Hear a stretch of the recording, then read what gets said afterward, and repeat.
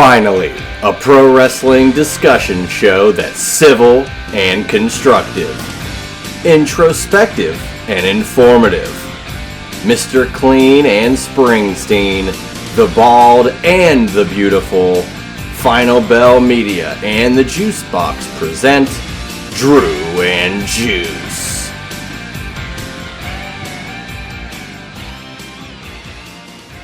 That's right, baby. The Frog's back. I'm back. Juice is back. We're all back. Strap your shit in tight because you in for a wild ride. Drew and Juice back on the airs. What's going on, Juice?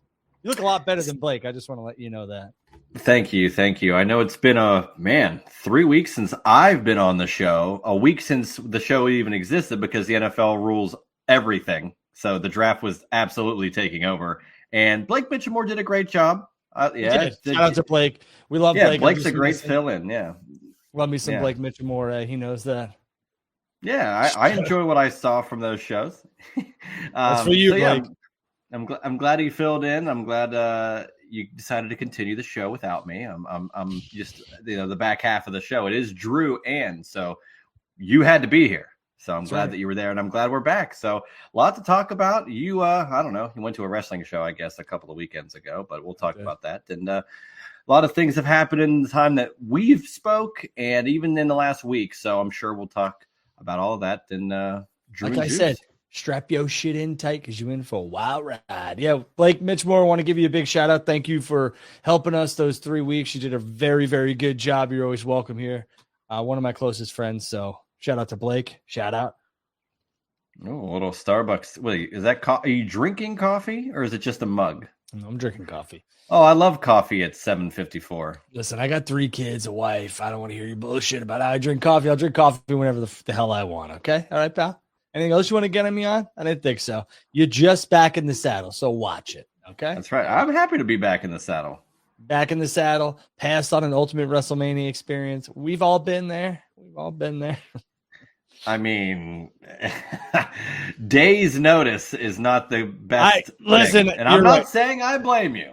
I'm just saying it made it difficult, but I'm glad you went.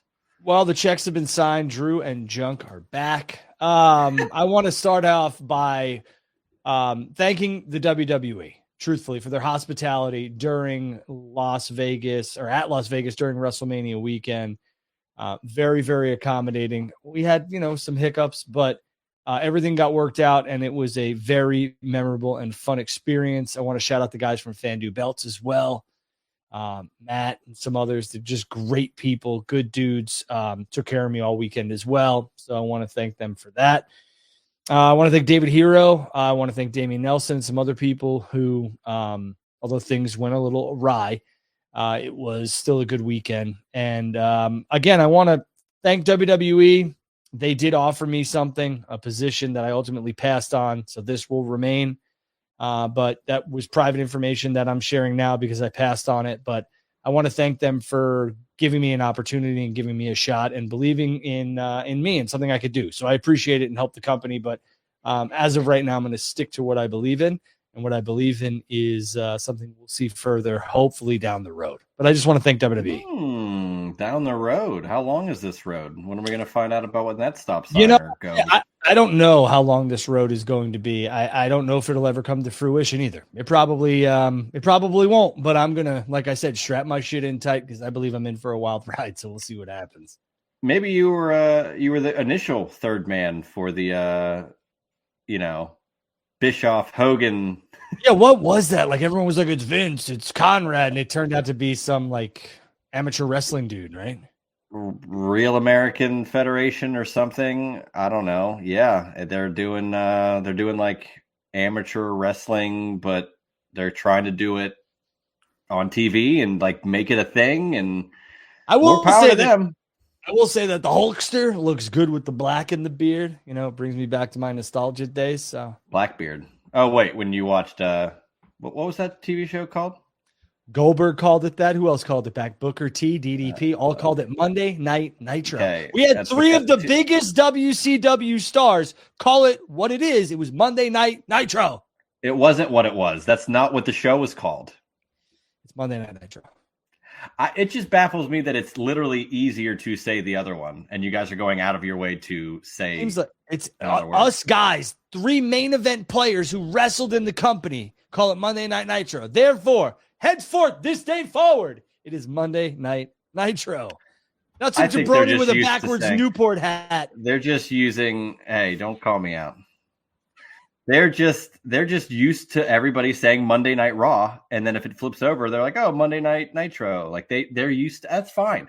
I'm really not. It really doesn't matter. It really grinds your gears. I could hear it. See, it's just crazy that it's extra work to say Monday Night Nitro, and it was all that. You're not wrong. You're not wrong.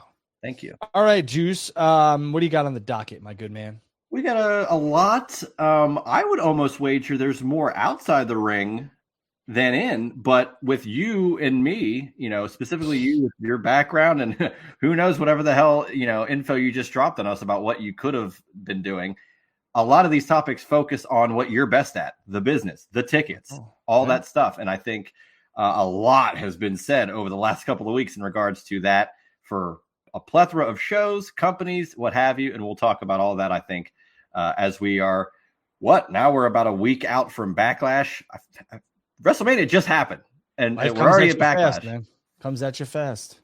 Absolutely, but I mean, we'll get to all that stuff. I got a couple of little topics we'll pepper in as it organically happens. But let's just get to the task at hand. WrestleMania, man, Vegas. It was a big deal. Are you sick of Fiend yet? Oh, where was it? I forget where we were, but it played, and my buddy was like, this is the worst WrestleMania theme song ever. I was like, you know what? When I first heard it, I was like, I liked it. And then I heard it every 6 seconds. It's tough to do over and over. And that's why they initially, they did say Timeless was the actual official theme, but you could have fooled me with how many times they played Fiend over and over and over and over again. And I'm a huge Travis Scott fan, but at some point I had to tap out. Yeah. Anyway, continue with your whole WrestleMania trip. How'd it go? How was Vegas? The weekend was, I flew in late Friday. Again, big thanks to WWE and everybody else. It was a very fun experience. I'm not really a Vegas guy. 48 hours tops, 24 to 48 hours. I've been there countless times, and it's fun for about that time frame. But WWE legitimately took over Vegas, which they always do. But as soon as you landed to the strips, to the casinos, to the hotels, to everything, it was just WWE. It felt like I went to, town, WWE, state WrestleMania. It was, you know what I'm saying? It was just one of those atmospheres. Everybody was there for one common purpose. I will say that, although they caught some shrapnel online, AEW did a really good job, in my opinion, of promoting while all the wrestling, the entire fan base, the entire wrestling world was at ascended to Vegas. When we called an Uber, I think I took a screenshot of it. I might not have. We took an Uber somewhere, and on the Uber was a Dynamite ad. Literally while we were calling the Uber, it was a Dynamite ad. I do. Here you go. So I don't know if you guys could see that, but connecting you with a driver, and then look, there's the AEW Dynamite. Love pro wrestling. Yeah, right. And if it was WWE, it would have said love sports entertainment. But AEW knows what they're doing. That type of stuff I thought was brilliant. Man, nobody does a spectacle like WWE, though. I will tell you that. You saw the stuff at the airports, I'm sure. Yeah. Right? Well, no, yeah, absolutely. We saw that. They were running ads nonstop. It was just a really fun time. There was some work to be done, which was good to get that done. I was happy to get it done. Again, shout out to their whole production team and crew. I thank you for the experience of sitting on the stage with one of my friends. And again, I would have liked to have done business, but at this point in time, I'm just going to stick to what I believe is right and what I believe is best for myself and my family going forward. But it was a very nice offer. But again, the WWE does spectacles like nobody's business. And it was an absolute spectacle from start to finish. The crowd was hot. I did enjoy Allegiant Stadium. And I will tell you why. It was very easy to get the hell out of. Don't get me wrong. There was mobs of people leaving, but it wasn't like you're in the middle of nowhere and you got to either wait for an Uber or you got to schedule private transportation. This was, I could get out. I do have to, walk in a giant line of people, but it was moving.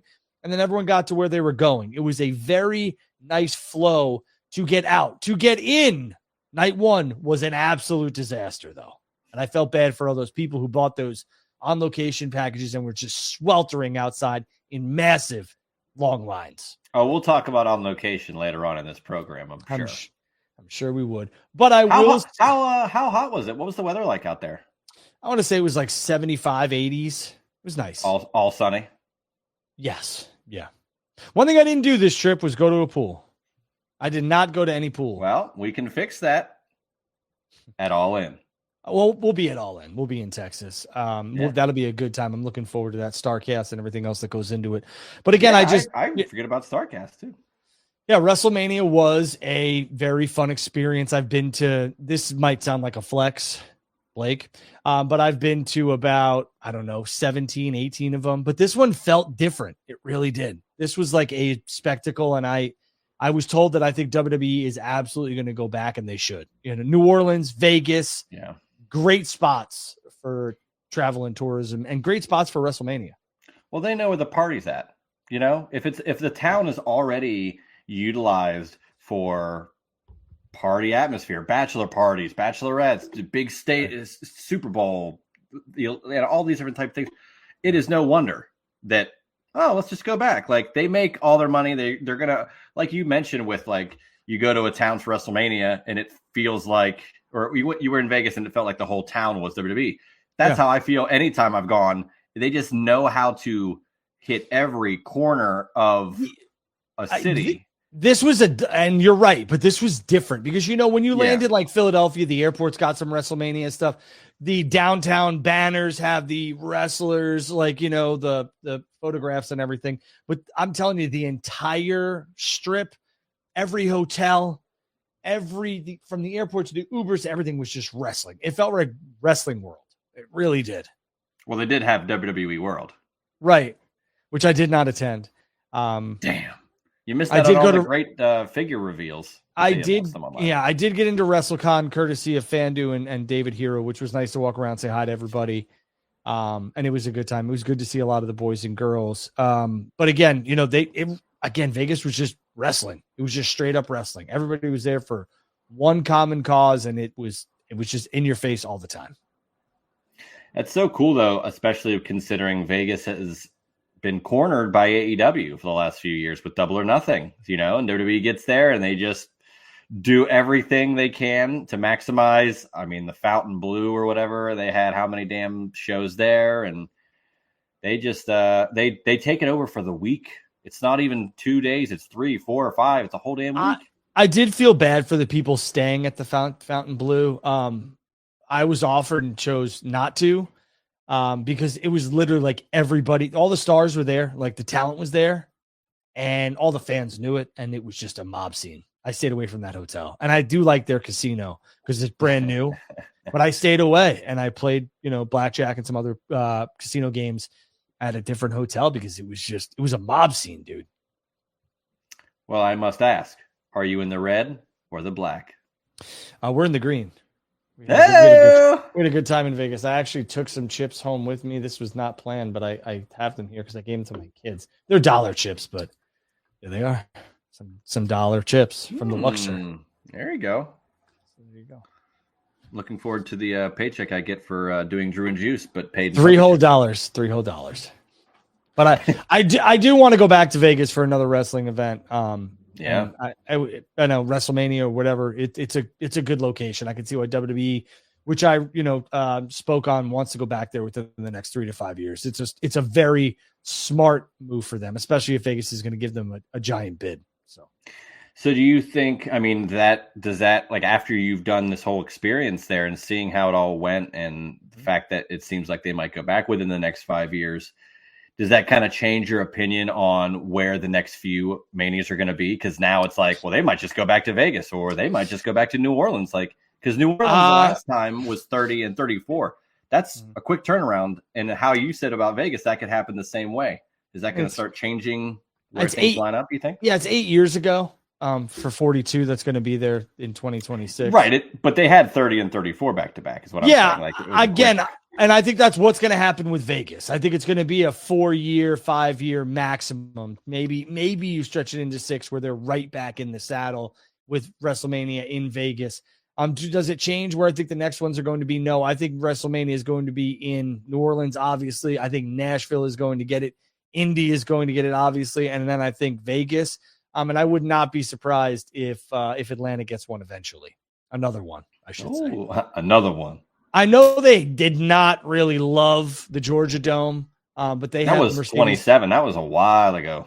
Yeah, they weren't overly thrilled with it. They loved the convention center and everything else like that. Another centralized location, which was good. But I do believe that with Mercedes-Benz Stadium, I think Georgia will probably try and get a Mania in there, and rightfully so. But I think we're headed New Orleans, Nashville, Indy, Vegas, and I'll say I'm gonna say I wouldn't be surprised if Buffalo gets one within the next 10 years. But you're on mute. But yes, Buffalo. Buffalo. Wow.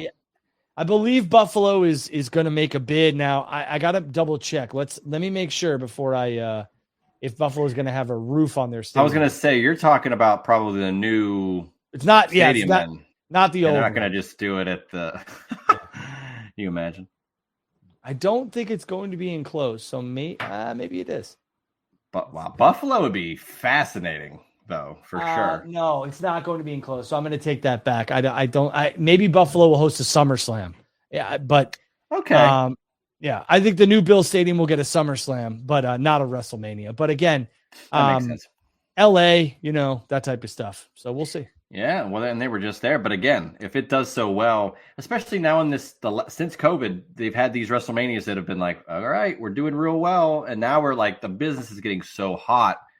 Mm-hmm. It makes sense to let's just tap right back in. Like, why not? And they know people are going to spend what they're going to spend.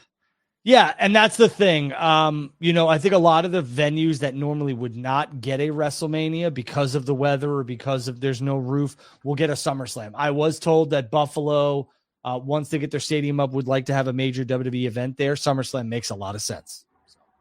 Well, you're right, because like WrestleMania wouldn't go to Cleveland, but they got SummerSlam, so Michigan, that type of stuff. Yeah, like I think the big house, yeah, could easily get a SummerSlam. The 2-night thing might be tough. We're going to talk about that, but yeah.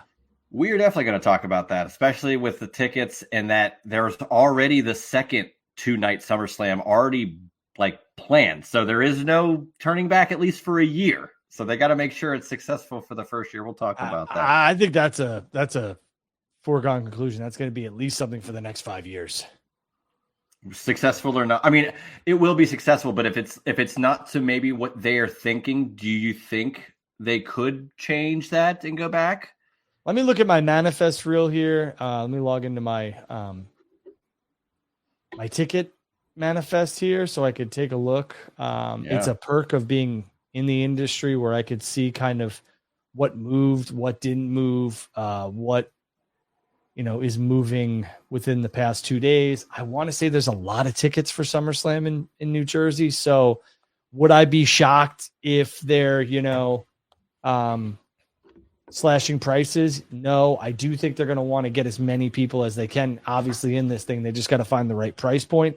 And again, for me, Juice, I get that a lot of people are like, dude, I love it. And, you love it, but going to 2 nights of anything is daunting at times. Even for WrestleMania, it was daunting. So, SummerSlam's really going to have to put up a massive card. And I will say that there's a lot of tickets available. I mean, for all the hoopla that was made about, people being like, oh, they really priced the tickets right. Yeah, let's talk about it. Let's get these tickets have not moved, Juice. The lower level seats are just readily available. The upper levels have moved and moved very well for the combos. And I saw that some of those tickets were pretty affordable. Yeah, which is the norm. The upper level stuff for non-WrestleMania is always going to fly because there's resellers And there's also the people who are like, $125 for 2 nights. I'll do that. Yeah. But the problem is that, as you well know, you can't shoot a wrestling television program or PLE with the upper bowl completely full and the lower bowl not even close. So again, and I know they'll move those people down if that's the case, blah, blah, blah, relocation. But there is a lot of lower bowl seating available, a lot of riser and floor seating. And at a price tag of $745, even for both nights, $1,000 for both nights, $814 for both nights, $614 being the cheapest. Are they affordable to some? Sure. But I mean, $600 for both nights is, plus fees. You're looking at close to $700 per night. That's a lot, Mayor. $700 total. That's $350 a night. That's a lot, dude. That's a lot to ask. On location, more like relocation. Well, I mean, and that's the thing, people just didn't read. I know the tweet I put out went absolutely viral. Nuclear viral, but people just ignore the part that it said select ringside.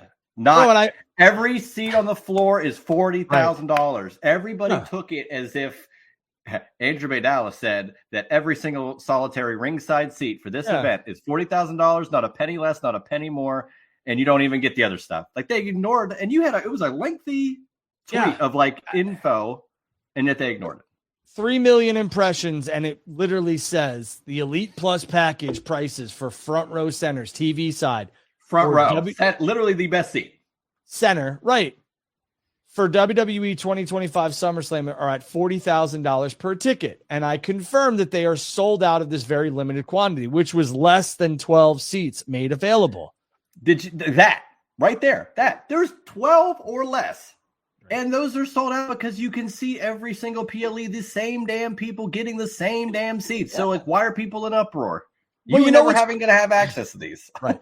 What's crazy too is I put out the Money in the Bank stuff, and nobody wanted to talk about it because it's like people finally understood and read that no, he's not saying every seat is $40,000 on the floor. This is the VIP package experience. And this is what it costs. If you want to be Kerry, Superfan Smiles, the green shirt guy, whatever the hell he is, and some other people that get your own entrance at WrestleMania. You got to spend $35,000 a show. Yeah. So I'm going to say this to everybody who gets mad. I get it, but work harder, make some more $1, and then you can go. For me, am I spending $75,000 on 2 shows? No, I go buy myself a vehicle. A car. You can put a down payment on a house. $75,000. Listen, who am I to tell people how to spend their money? It's not even that. It's people are acting like, again, they didn't read and they're acting like $40,000. Oh, I can't afford that. Meanwhile, if they looked at the actual seats, even so, they might not want to try and afford, like you just said, almost $1,000 for 2 nights. That's just to go. That's not airfare. That's not any travel or anything. Dude, you know what's funny? Like I was watching people and they were like, yo, $4,000 for WWE SummerSlam seats. Ain't that bad. Ain't that bad? You got $4,200 to blow to sit in row 7? For what? Go sit at home. $4,700 to go sit in row 7? For SummerSlam. If I was your financial advisor, I'd smack you in the face, Mitchell. I'd smack you in the face. Stupid. And that's a line from a movie if you don't understand the Mitchell reference. But I mean, like, you got to be smarter than that, guys. Like, if you got the money, go for it. Absolutely. If you got the money, go for it. But do I have $4,000 to spend on a SummerSlam ticket? Yes, I do. Will I? No, I will not. No, I will not. Easily just watch it at home. if you're like, if it's either this or not, okay. Bro, $4,000. You can do a lot with 4 G's. Yes, you could. I mean, and I mean, it's going to be in your. I mean, are you going to SummerSlam? If they ask, sure. Well, come on. I mean, I have, my parents still live in the tri-state area, so I could go. Yeah, sure. I'll be honest with you though, like the stadium shows, unless you got really good seats, it's a drag, dude. You're watching it. I know. You're looking up and watching it on a screen. The stage experience for WrestleMania 41 was awesome. Like that was awesome. Yeah. And I'm really appreciative of that. But I don't I don't know what I could do besides sitting, within the first 3 rows that would make me want to go to this thing. I've been to MetLife for 2 different WrestleManias and numerous Jet games. I don't need to see the stadium again. Yeah, you've been there and done that. I mean, yeah. Anytime I've gone to Mania, I have really tried to do 100 level, and I think that's like where I feel I can still see a good amount and feel that WrestleMania experience because I'm close. I feel like I would be in where I sit. I try to make it the perspective of if I were in a domed 20,000 seat arena, right? It's where I am. Is a good seat in that type of thing. If you start sitting up in these higher level seats, it's pointless. Dude. And it's quickly, as soon as you sit in that seat, you realize this was a huge mistake. So I've been blessed with, opportunities and gifts and everything else to where, contacts where I sit in really good seats, and I'm very thankful for that. But I will tell you, I have friends who would go to Jet games, and we had really good seats, and some of my buddies were in the upper level, and I'd go up and say hi or whatever at halftime or something. Those seats at MetLife Stadium, you could literally touch the clouds up there. I'm not even shitting you. I mean, you got up there and you're like, whoa, this is high, brother. And I've been in the upper bowls for some visiting stadiums, for different. I've been to Pittsburgh. Those upper level's not that bad. MetLife Stadium is high. Yeah. And there's going to be pillars at MetLife Stadium for SummerSlam.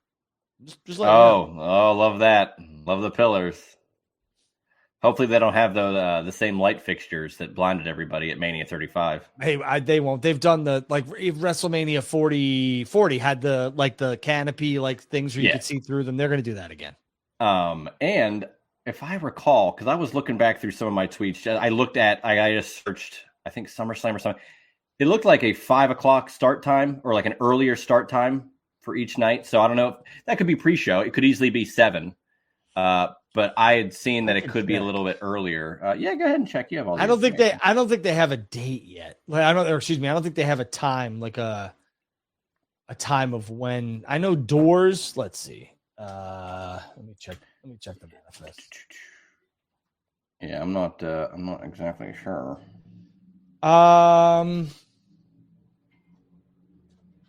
Let's see. MetLife Stadium. Gates open at 4:30 local time. So I would be right on 5:00, but that's the pre-show. That'd be and I would say 6:30. The first night will start, like 6:30.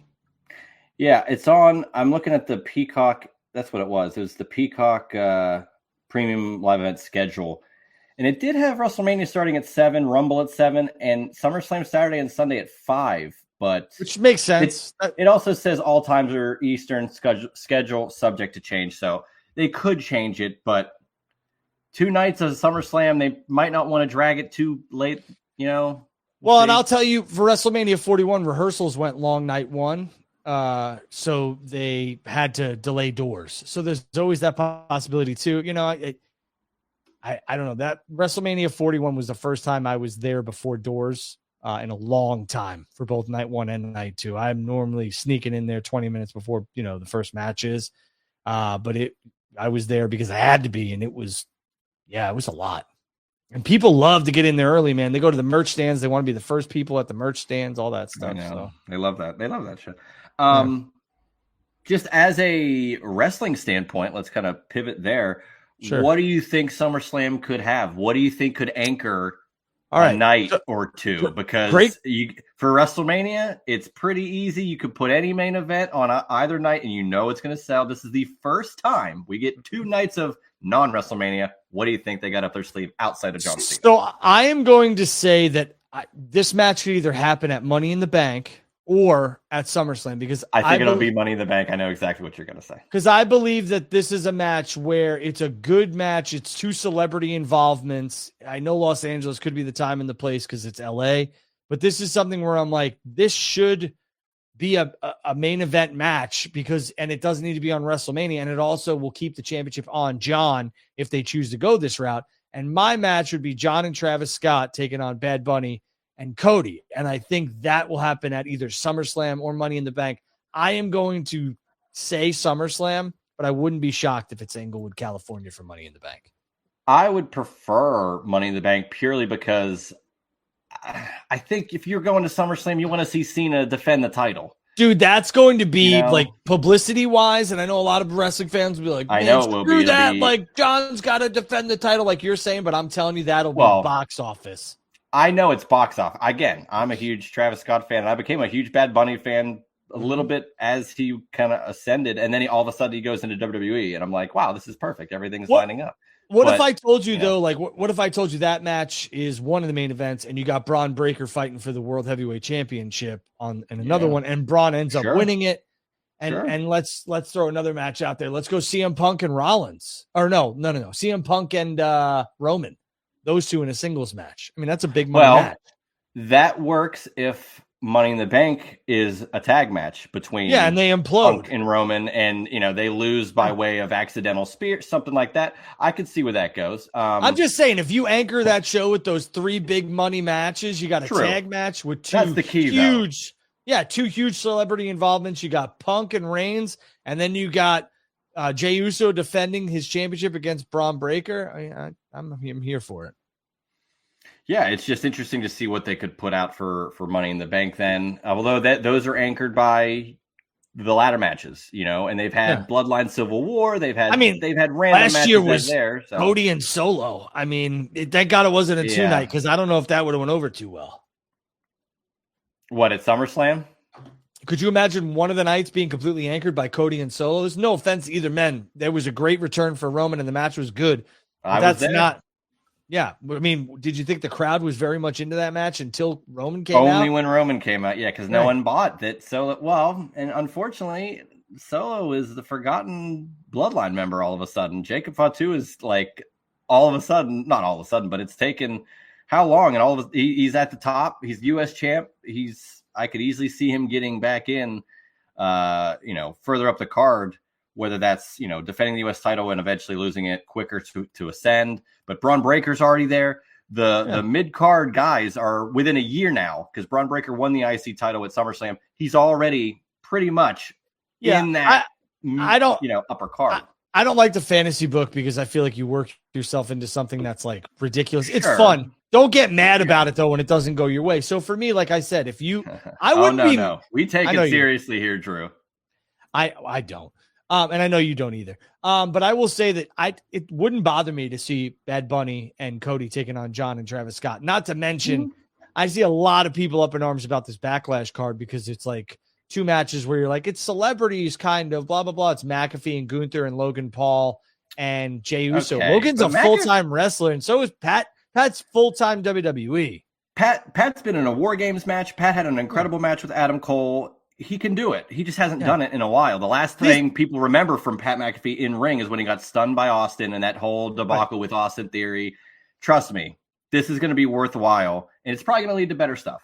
Yeah, and this is the whole like E part of WWE. It's entertainment, and I know the crossover appeal and everything else might not be for everybody, but they didn't do this at WrestleMania. They're doing it at a Backlash, which is anchored by Cena and Orton for the last time.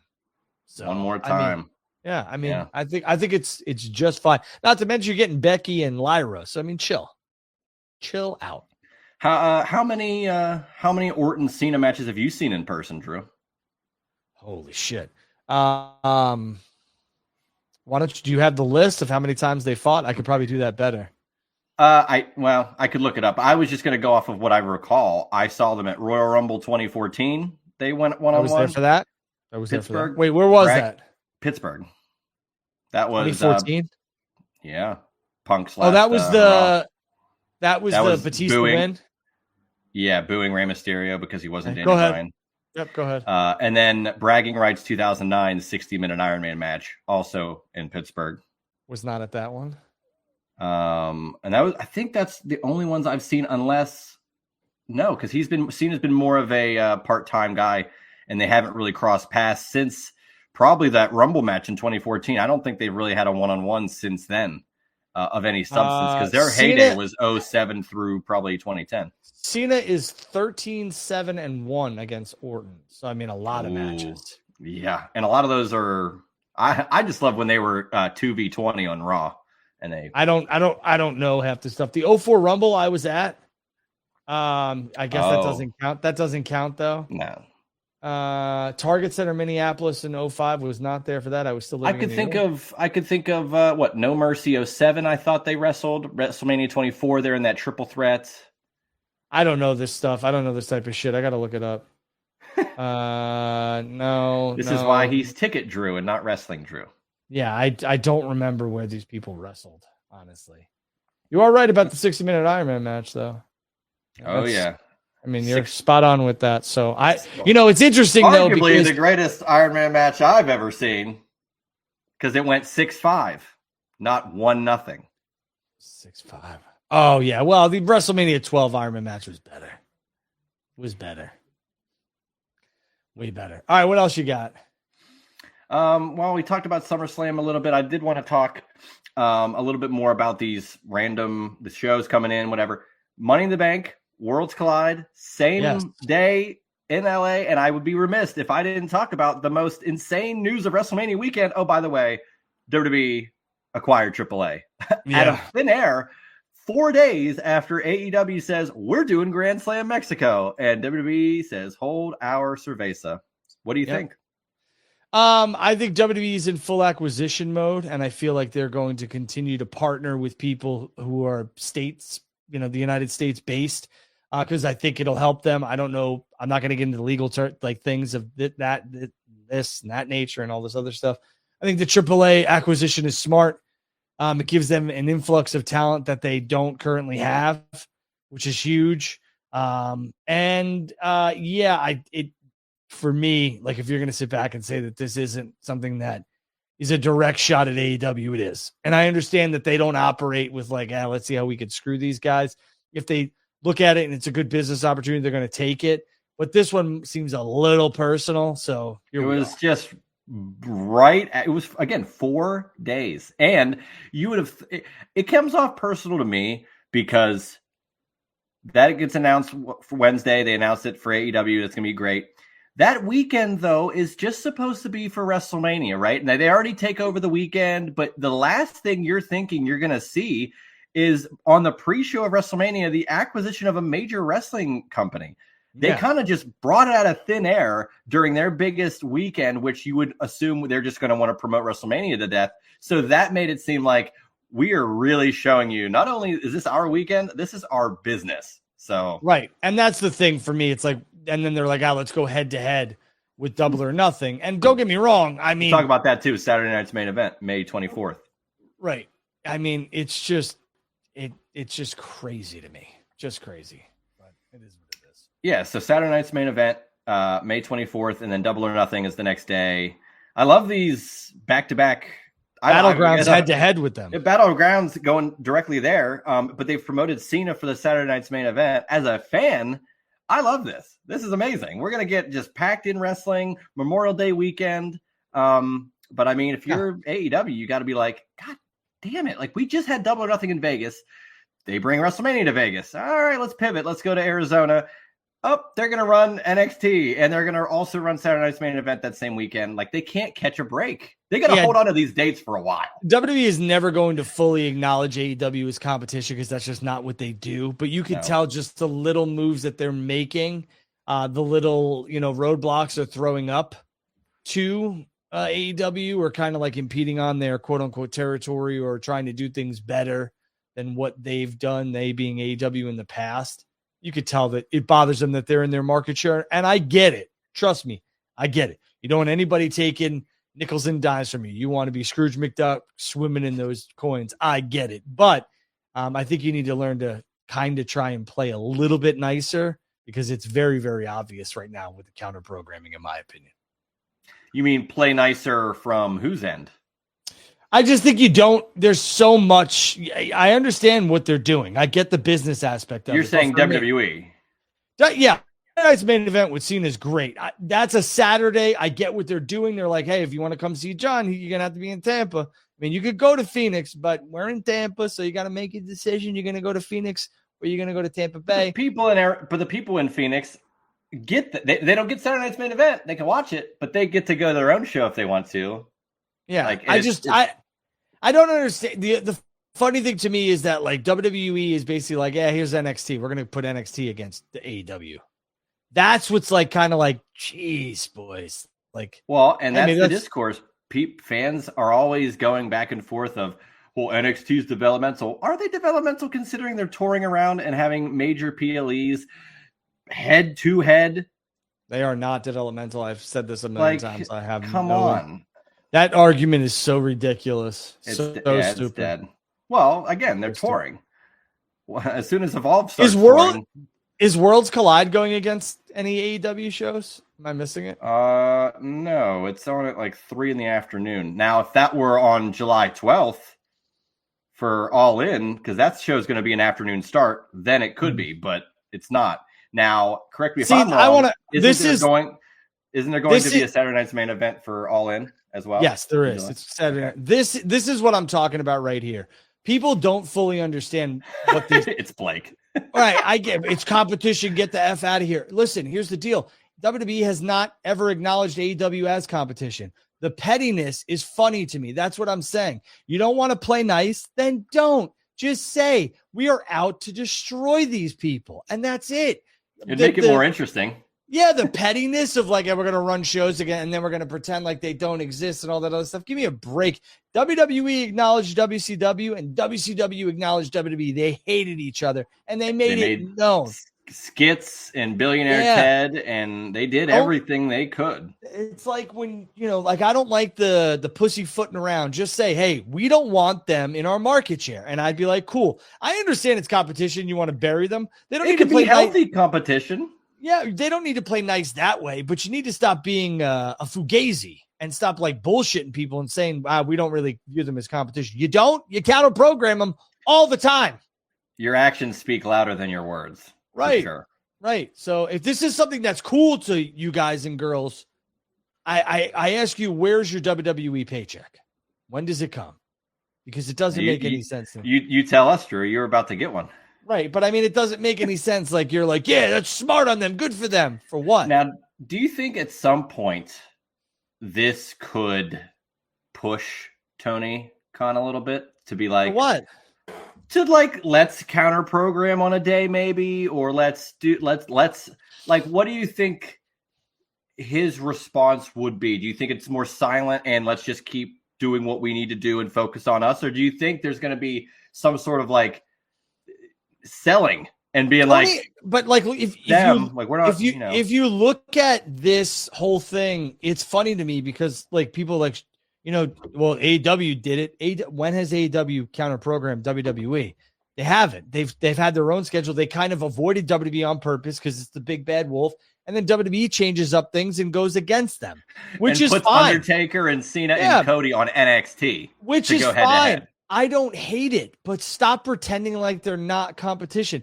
That's like me, pretending like I don't like a certain company. I watch both. It's just stupid. I don't pretend like one doesn't exist.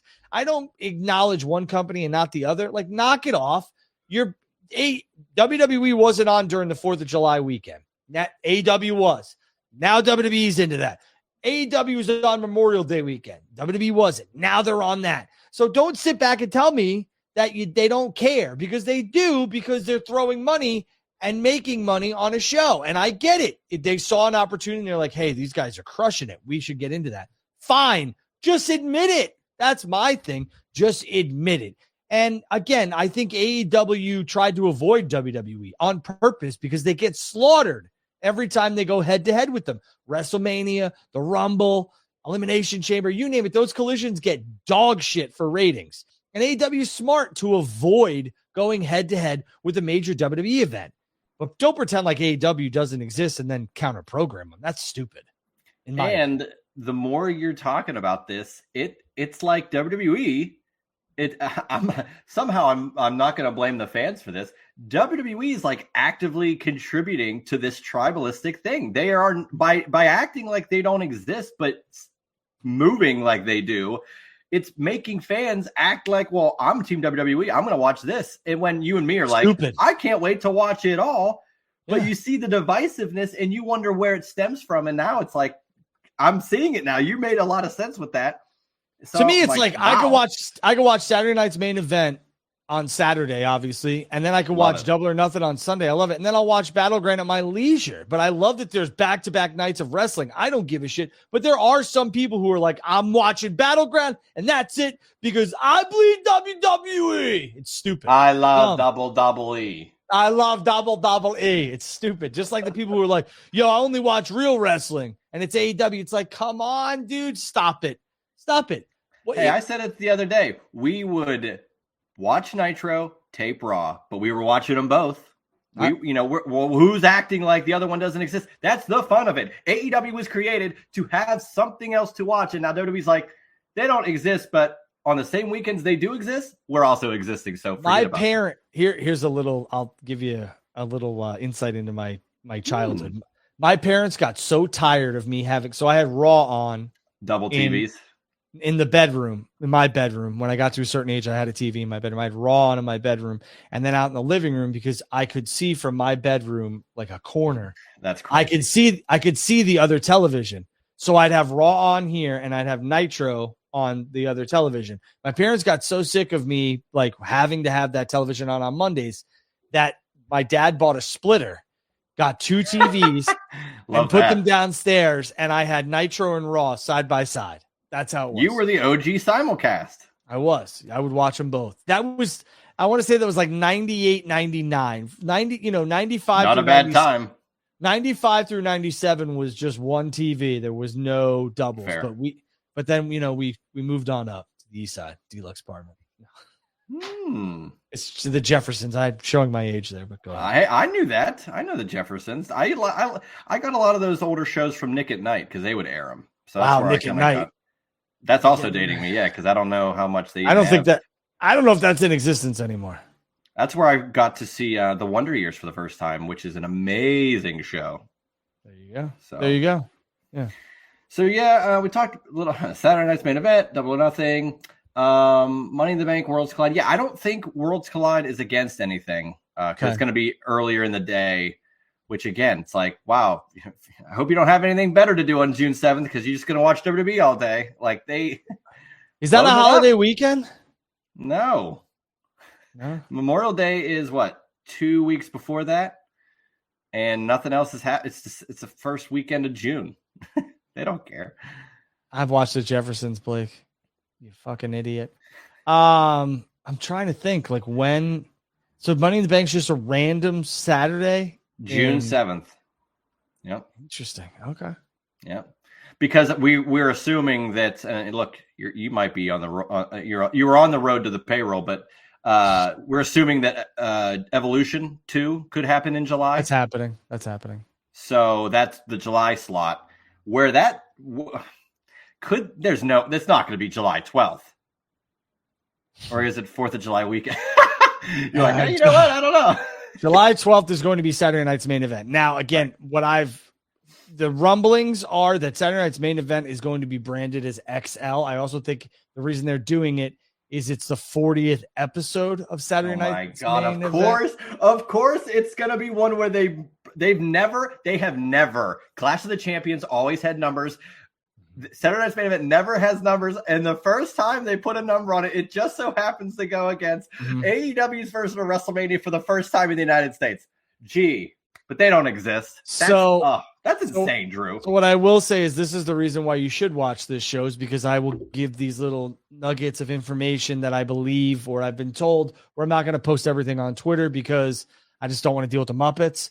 But what I will say is that Saturday night's main event from that date on July 12th, which will go head to head with All In at a certain point, because I believe All In will probably finish around the 8 o'clock time frame, 8:30 Eastern time, because it'll be 2 p.m. Central.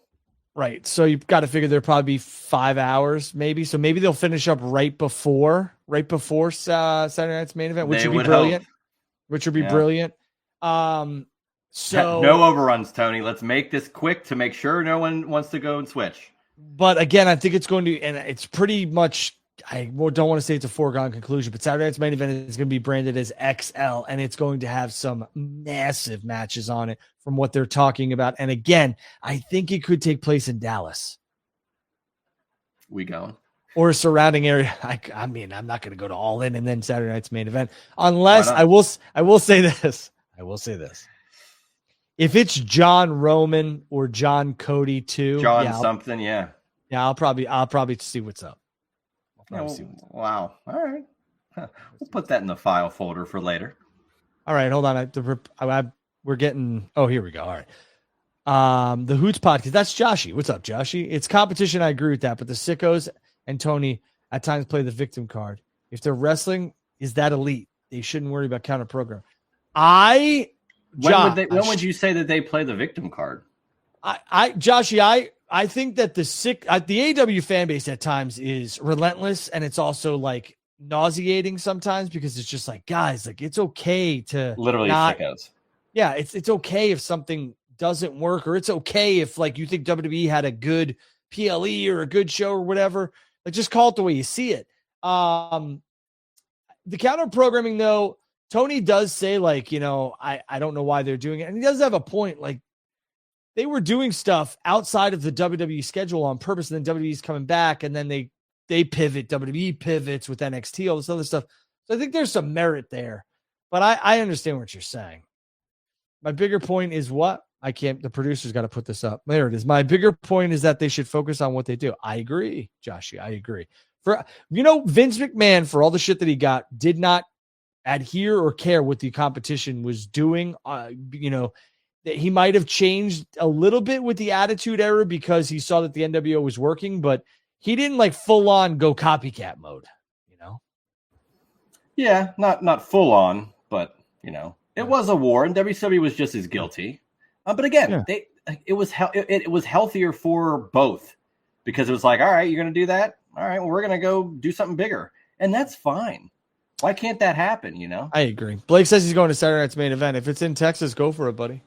I mean, listen, if we can get out of there and have, we could catch. If it's a big match, I don't know. We'll see. Well, here's the thing: you act like the main event would be first. Now, I know Saturday night's main events sometimes have a big match first, but if it's a Cena defending against, insert whoever, that'll likely go on last. So we probably could get into the building. I don't know. It's a lot of wrestling for this old boy. So oh my God, you were just at WrestleMania. Get the hell out of here. That's not 9 hours in one day. But go ahead. Well, listen. I will say if it's like Cena Punk, Cena Cody, Cena Punk, yeah. You got to go to that. Yeah, I would probably I'd probably head out. So we'll see. I wanted to get your take on this as well, just because we're kind of bouncing around now. But you're at WrestleMania. Mm-hmm. What was have you watched it? You've watched it back on TV? So I watched the Cody John match back because I just felt that the online discourse was just getting out of hand. And I remember sitting there watching it live from the crowd, and it's a completely different experience. But I was like, this isn't that bad. The only thing I thought to myself was like, yo, Travis, skedaddle, bro. Get down. Yeah, let's move, bro. That was the only thing. And I will say that I thought WWE shot that very well, where it didn't seem like Travis took forever on the video feed. But I will say that was the one thing that I was like, but there's a lot of things in that match. Cody has not been seen since, et cetera, that I think were done on purpose. And I also think that there's a lot of stuff in that match that a lot of people are not talking about, and they should be. You think, we're not at Backlash predictions yet. That'll be next week. But do you think Cody returns there and inadvertently may cost Randy? No. Okay. I think the first time it'll be a lot longer. I think the first time you see Cody will speak about what happened and how it's ate him up and how he had to go back home and he had to like find himself and all this other stuff. And I think Cody's going to try, find his smile. I think Cody's going to try and take the good guy route and win, fight the good fight. And I think Cody's going to go bad. I think that's what's happening. So you think he has to go bad to get the title back? Does that mean a double turn and Cena would retire his face? I don't know. I think what would be really cool is if John becomes this face and the fans want him. I'm talking about in December. He's still holding on to the championship and the fans are like, I don't want this nostalgic ride to end.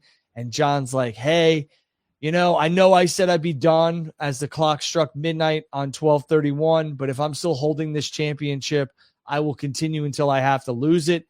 Cody takes the heel route and beats John on that night, and John's never to be seen again in the wrestling. That'd be kind of depressing. But I mean, you hook everybody, right? Everybody Sure, was yeah. like, man, fuck John Cena and all this other stuff. And now it's like, we got to get our guy back. And then they both go in kind of face versus face. And Cody's the one who ends up being the bad guy at the end. We'll have to wait and see. I don't know. I'm just saying there's a lot of meat on the bone with Cody and how that match ended. There's a tag match. There's receipts coming. And there's also, I believe, one of the biggest heel turns in professional wrestling will be when Cody goes heel in WWE. Because if you listen, The Rock, Triple H, Taker all talk about how they think Cody's going to be one of the best heels ever. But he's never been a heel in WWE besides, when he did not the American Nightmare version. So it's interesting. Yeah, I'm kind of indifferent on, or maybe not indifferent, but kind of like Taker and all these guys. Oh, he's going to be a great heel. Do we have to talk about that if we're, Taker was so. I mean, bro, they're doing a Netflix series on the business. I know they are. I'm not okay. I'm not saying I'm not going to watch that. I'm just saying. Well, who wouldn't? I feel like some people. I guess Triple H, it's fine. At the press conferences, he goes into the weeds, and that's what the people want to hear. Really. Well, he has. Okay, what I'm saying is that I know what you're saying. He does it, but like to hear Undertaker be like, "Well, I can't wait because he's never done it before." I just feel like that's never been phrased like that before, and all of a sudden, it's let's talk about the ins and outs. Yeah, it's common. What if it's commonplace? Yeah, it's commonplace. You're right. It's like we should let it happen. Don't make it like verbal. But I mean, if you go watch the Rock interview with McAfee, the Rock is basically telling you, yes, there's more coming with Cody, and I think Cody, turning is the way that it's going to go, and all that other stuff. The Rock gave you a lot with McAfee. He really did, and that's why I watched the match back because I was like, man, I got to watch this because. It just doesn't make much sense to me because I didn't see all this and it's there. And the other thing, like exposing the business, I'm with you to a certain extent.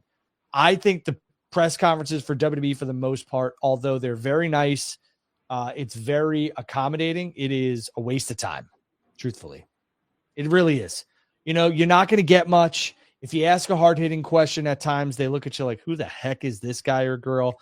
And realistically, they just want you to keep it within, the straight and narrow. And I get that, there's a time and place for everything. And that is not the time and the place.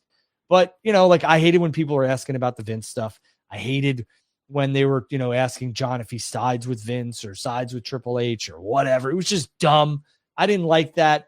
But again, like the press conferences are so much in character and you don't really get anything. When Triple H does give a lot of nuggets, people are like, whoa, too much. It's a lose-lose situation, dude. It really is. True. It's just, I feel like I just want stuff to happen organically. Like, of course, Cody's going to turn heel at some point, but do we have to like set it up? Like, I want it to be a shock. So you didn't like Rock and Taker talking about Cody, like potentially turning heel, which I agree with. The Rock kind of just staying like, oh, don't worry. I can't like the thought of, maybe he doesn't say it exactly this way, but like the thought of, oh, you guys are going to love what you're going to see. You got so much more. It's like, we know that wrestling, it can be great at whatever.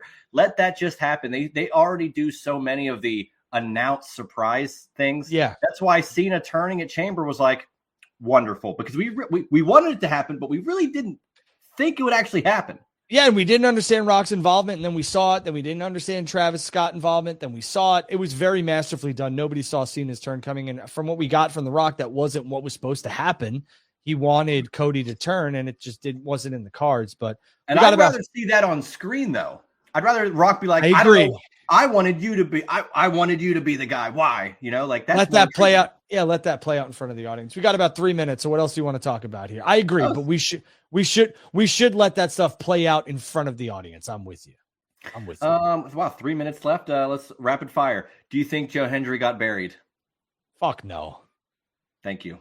That's the dumbest thing I've ever heard. I hate to curse, but that's so dumb. It's okay. Everybody was ripping it, shitting on it, and I'm like, they don't know their elbow from their asshole. Then TNA's world champion just got a big match on WrestleMania for the first time with Randy Orton, with the guy who's going to challenge John Cena the next show for the world title, but buried. That's dangerous alliance 2.0. Even if they don't add anybody else, do you like the pairing of Braun and Seth with Paul? I love it. We hinted at it. I did. I said there could be an alliance coming and everything else like that. I think it was the right call. A lot of people, not only myself, saw Seth and Paul aligning. I think it was the right way to go. WWE was smart to capitalize on that. What did you think? I thought it was wonderfully done. It was kind of out of nowhere where Braun's, he's got the Solo Sikoa role. He's wearing a hoodie. He's coming out. He's attacking Roman, and man, Braun Breaker to go from NXT, then he was with Baron Corbin at NXT, IC champion at SummerSlam last year. By the end of this year, he very well could be at least having a world title opportunity, if not world champion, which I love it because I was a huge fan of the Steiners, and to see the next generation of that is, it's wonderful. I think Braun will be a champion by SummerSlam. I could be dead wrong, but I think that's where we're headed. And I agree with you. I think Braun, I think he's got a rocket. I love what they're doing. Seth needed some new paint, and he's got it. Two more things. Sure. We talked about the SummerSlam tickets. Did you see? I'm sure, as if you didn't see it, but this is rhetorical. That's how we do the show. AEW kind of presented that they can have an affordable ticket range and saying that, like, you can get these seats. And of course, it's not going to be directly compared with WWE because the same type of seats are going to be hundreds of dollars and not maybe 20. But I like that they are promoting, hey, you can afford this. We're making it available. That is a very smart play by AEW. When you could become the blue collar, the hardworking man or woman's company, that is a smart play. If I'm AEW, truthfully, I don't want to give away too much because I think this is part of the reason why I'm valuable to some companies in terms of what I could bring. I would put out, like, if you're in a 5,000 seat building, I'd put out $5 tickets. You could promote, hey, we have $5 tickets, because it's not a lie. It's great marketing. We got $5 tickets. Get them while they're hot. People will be like, $5 tickets. And then they go in there, they're all gone. And people will be like, it's a mud show. It's not a mud show, dude. This is professional wrestling. You need an ass every 18 inches. WWE's white hot. AEW should be the working man's company and woman's company. That's what I would do. The affordable company. And speaking of women, that's exactly what I wanted to close out with. The IC title getting a lot of talk now. Becky, and all that stuff. Hold on a second. Hold on. Go ahead. Dominic Mysterio had the loudest pop next to Joe Hendry at WrestleMania. That was nuts. But go ahead. I had to get that in. Go ahead with the women. Yeah, absolutely. And it's going to be wonderful when he eventually wins the world title. I'm very much looking forward to that. But women in general, the IC title being a prominent thing now, Chelsea Green still being a prominent figure, even though she lost it. It was exciting TV. Stephanie Becker and Roxanne Perez now being on the main roster. And don't get me started with the NXT of it all. Women are at the top. And we talked about Evolution 2 potentially happening. It's going to be such a successful venture this for the second run. How many, do you think it's feasible that the show Evolution 2, whatever they phrase it as, will be anchored with almost complete current wrestlers and not have to just hinge on a Trish and not to say they can't wrestle there, but it seemed like, well, let's try to pull it whatever we can to make this first show big. But now it's so loaded, the whole card could be current. I think it'll be less involvement of the quote unquote legends and more involvement of your current crop of superstars, where I agree with you wholeheartedly. I do think that Trish, Nikki Bella, those type of people will be involved, but it'll be very minimal at best, and they don't need it. And I think you're right. The influx of NXT talent was very, very good to see on WWE Raw. And I think that that was the whole purpose of it, was to start to get fans familiarized with other women from NXT so that when they do this evolution, they're kind of like, I know who that is. So great question. Yeah. Great question. Great statement with that one. That's a good one to close on. Yeah, perfect. Awesome. Juice, I know it was quick. I have some previous obligations. I love doing this show with you. Why don't you tell everybody they can like, subscribe, and follow you? Follow me on Twitter at Juicy Steen, where I will talk WCW, SpongeBob, pro wrestling at a whole, or sports, whatever you want. I'm there. Or Seinfeld. One of the biggest Seinfeld fans I have ever met in my life. I'm at Andrew Baydala. I will not talk about SpongeBob or Seinfeld or anything else like that. I'm going to talk about sports and professional wrestling. I'm going to tell you how you should love your family and love your kids. Speaking of that, enjoy, everybody. God bless. Juice, thank you very much. We'll catch you guys and girls next week. See ya. That was Drew and Juice, a special collaboration between Final Bell Media and the Juice Box. Make sure to listen to Drew and Juice wherever you listen to podcasts.